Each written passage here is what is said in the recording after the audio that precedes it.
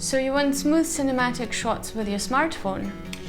Given that these phones already have pretty great image stabilization, the question we're going to try and answer today is, do you even need a gimbal, or can you just do everything handheld?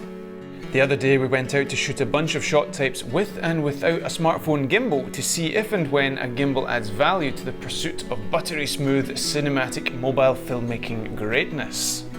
To keep the comparison fair, we set some ground rules. Firstly, we're not going to rely on post-production stabilization. It is not allowed. No warp stabilizer. It's something that we use extensively, and it would certainly be helpful for smoothing out handheld footage, but we want to see what kind of performance we can get straight out of the camera from these two setups. Secondly, all of the shots were filmed in slow motion, but only up to 50 frames per second. Whilst higher frame rates like 120 frames per second are great for smoothing out shaky handheld shots, in the case of our phones the quality will deteriorate, so we wanted to keep the image quality nice and high at 4K. Finally, everything was filmed using the third-party app FILMMAKING Pro. This allowed us to lock off our white balance and exposure settings. It allowed us to get our shutter speed down using this clip-on ND filter so we could get the motion blur the eye is accustomed to seeing when watching cinematic footage.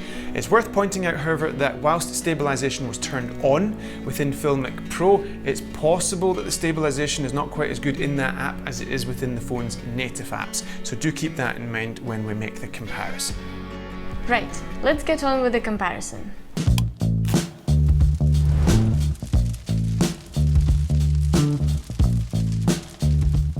Kicking off with something simple, let's do the tilt down reveal. In this instance we have some steps and we have a subject that comes into frame.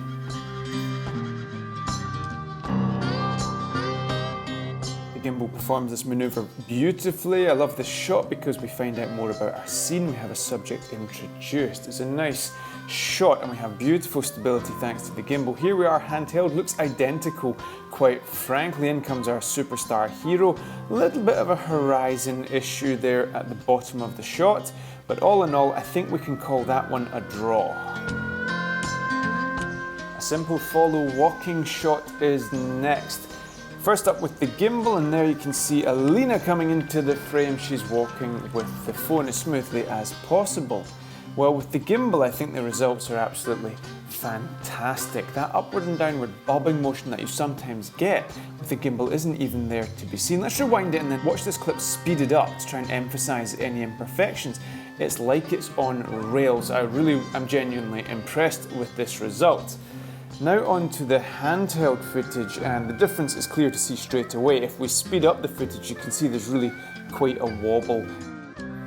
Repeating the exercise, this time with the iPhone's ultra-wide lens, and again things look like they're on rails with the gimbal.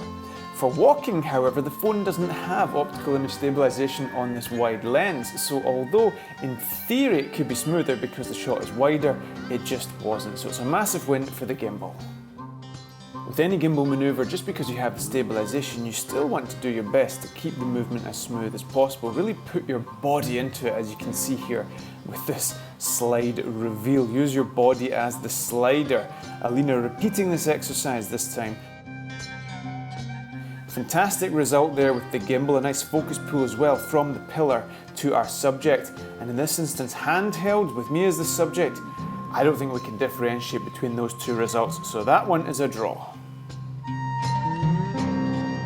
Since you're here, folks, be sure to check out our various free resources in the description below, including our free video editing software guide and our soon-to-be-released filmmaking ebook, where we show you how to apply Hollywood filmmaking principles to your work as a creator.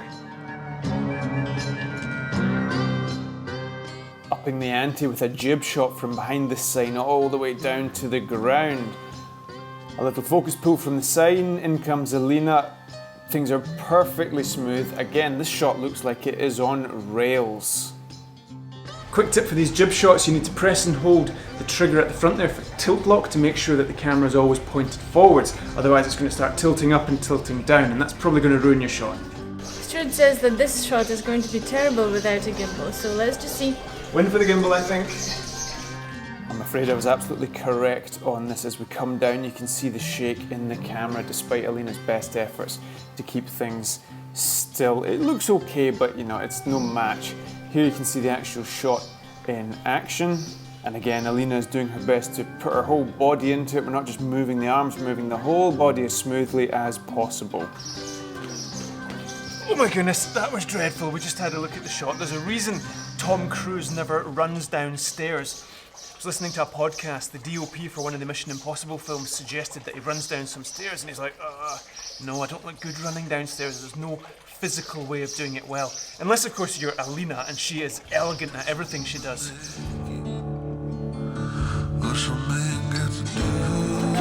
need to cheers. Cheers.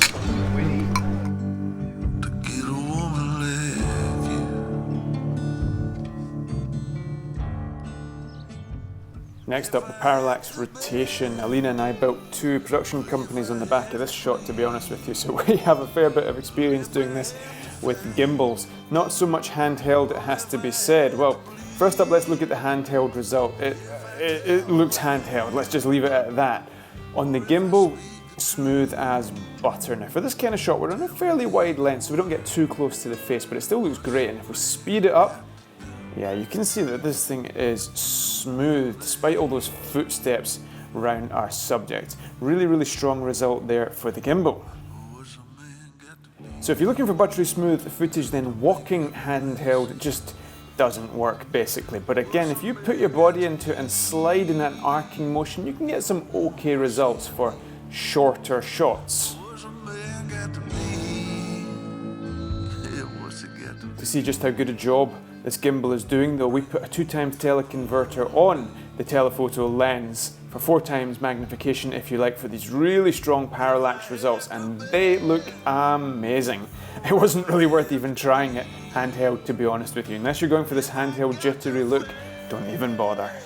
Tracking shots are a good test for this comparison because the bobbing up and down motion that can often be seen even with a gimbal would be more apparent in these kind of flat shots, especially here where we have a parallel line at the top of the shot. So here we have the handheld shot.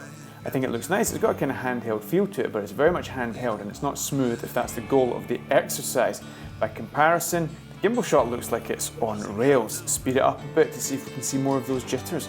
Not really, it's a pretty epic result.